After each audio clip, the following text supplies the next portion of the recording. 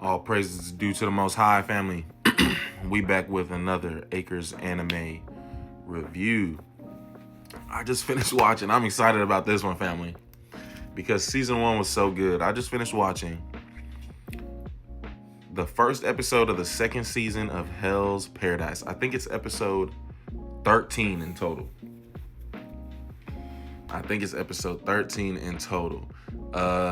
And family, I mean, we got right back into it in terms of, well, definitely in terms of like throwing some hands like on the episode back. This is episode 14, family.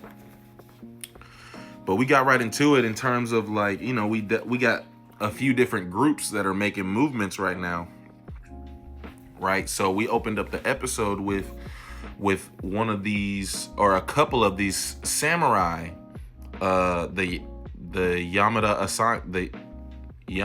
assignment. Something like that. But they're the samurai, right? They're like, it's like a family of samurai, like an extended family of samurai is really what the assignment are. And so we see two of them basically reporting what happened to them on the island and how they got back from the island, because everybody that we sent to the island thus far has not returned. And so these two, or at least one of them, I think it's the third ranking one, he was there and came back because his guy was eliminated like immediately. We seen that Chobe, who we're gonna see Gabimaru throw hands with later in the episode, he was the one that eliminated the criminal that the third ranking samurai was responsible for. So because he didn't have a criminal anymore to accompany, to chaperone, he just returned. You feel me? Now he was throwing a little shade because he don't want to go back to the island. So he's trying to discourage, the government officials and the powers that are making the decisions. He's trying to discourage them from wanting to go back and send him back. And they get upset with that. And so the second ranking samurai, who's acting as the first ranking because the first ranking died on the island, right? So the number 2 is acting in his place, and he's covering up behind what the number 3 was doing. He was basically upsetting the government officials. So number 2 had to walk in and clear that up for him and the government, right? And so they're basically agreeing. After this happens, they finish their report. They're basically discussing their plans going back to the island. The number 2 mentioned, well, number 1, he said he's going to report in 2 days. It's day 3 and we haven't heard from him. And we also haven't heard from these other samurai either, right? And so I had to, it's been a minute, family, like since season 1 came out. So I had to Google the number 1 ranked samurai's name. He was the one that was taken out early. If you remember this giant that had a mask, and Gabimaru actually had to fight the giant, right? So who the giant was accompanied with, and the samurai that giant took out, like immediately when we got on the island, that was the number 1 samurai. He's done, right? So this number 2 is effectively the number 1 now. He just doesn't know that for sure yet. But so the number 2 and 3 are planning to return to the island with 2 ninjas from the same village that Gabimaru is from. Okay, now that's gonna be interesting because are these shinobi gonna be allied with Gabimaru because they're gonna know that he's also from the same village, or not? I really don't know. That's gonna be interesting and see how that works out. Now there was something they brought with them from the island, this giant monster mask. I don't know what they're gonna do with that. I don't know, but they brought it with them, and then they stopped by on the way out. I don't know what to make of that. Now the other group is really like 3 or 4 groups that we got to talk about. That's one of them. The other group is Gabimaru's Sagiri, right? That's the samurai responsible for Gabimaru, the main character, and she's with the group that she finished last season with. They had to fight one of the Tensen And so it's a group of 4 of them. It's one of the women is another shinobi, but not from the same village as Gabimaru. We got Sagiri and another Asaimon. So we got 2 samurai, and then we got one of the samurai has a student with him, right? So it's a group of 4. They're looking for Gabimaru, and who is with him, and Mei particularly, this little girl. I think she's supposed to be like another Tenzin, like in training or something like that. And so she's kind of trying her best to explain Tao to us and how that life force energy works.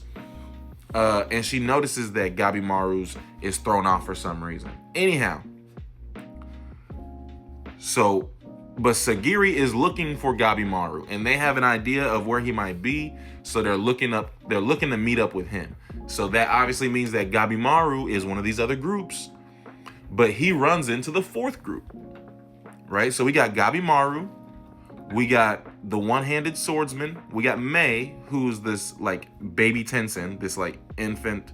I mean, she's like she has the appearance of like a 10-year-old, but she's a Tenzin, like she's like an ancient, like type of being with powers and stuff. She's just she's not developed like these other Tenzin are in terms of their powers and strength and understanding of how they work, right? But she has some insight, and so she's trying to explain to Gabimaru and the rest of the group like what's going on with Tao and the Tenzin, right? So we run up, we're making moves, we're moving forward, progressing, right? Trying to find this elixir of life, and then we come up on the 4th group, and that's Chobei, and this is the guy that we see. He takes the powers of others that he eats, right? And one of the samurai is his brother, which I need to brush myself up on how that happened again, because that's definitely like, you saw one of the samurai that was with Gabimaru was confused by this. He's like, what, they're brothers, they're related, how's that? That was throwing him off, right? So we gotta investigate further there. But we come across Chobei. Like, Gabimaru's leading our group. We lock eyes with Chobei, and it's on sight. Like, that's the type of character that Chobei is. And because Gabimaru is so skeptical and like just ready for whatever, as is his nature of a shinobi, it's on sight between these two. Now the problem with Chobei is he ate not a Tenzin, but like a Tenzin, like just like these helpers of Tenzin, right? They do have Tao properties, but so anyway, because he ate them, he's starting to act like a Tenzin. His Tao has increased. He's healing. He's regenerating plant in a plant fashion like the Tenzin do. So Gabimaru's really struggling with him. They're really throwing hands for real, but Gabimaru's struggling. Not only is Gabimaru's Tao thrown off and out of balance, as is what Mei is explaining, but he's fighting this really strong, damn near invincible enemy, right? So we're working with a handicap and fighting someone who's, like, on paper is invincible. He just keeps regenerating and healing, after everything that Gabimaru does to try to damage him. And we don't get the conclusion of that. I mean, Gabimaru gets desperate. He starts active. This is why we love Gabimaru, because he's so cool. He's like a ninja, and then he sets himself on fire. It's like one of the coolest stuff that he does. Like, the art looks crazy, but he's like super intense. So he's in desperation mode. He's just trying to, he remembers his training, in that if you think you're gonna die as a shinobi, your job is to inflict as much damage as you can before dying. And so Gabimaru's in that mind state. He's like, I might die here, but I'm gonna inflict as much damage as possible. And we kind of ended before that conflict was resolved. So, I mean, I'm excited. Hell's Paradise is back, family. That was a cool episode back. I do need to brush up though. With a short season, and then with it being like a year plus ago, there's just some details that I need to brush up on. But all praise is due to the Most High, family. Peace and love. We'll be back with another one.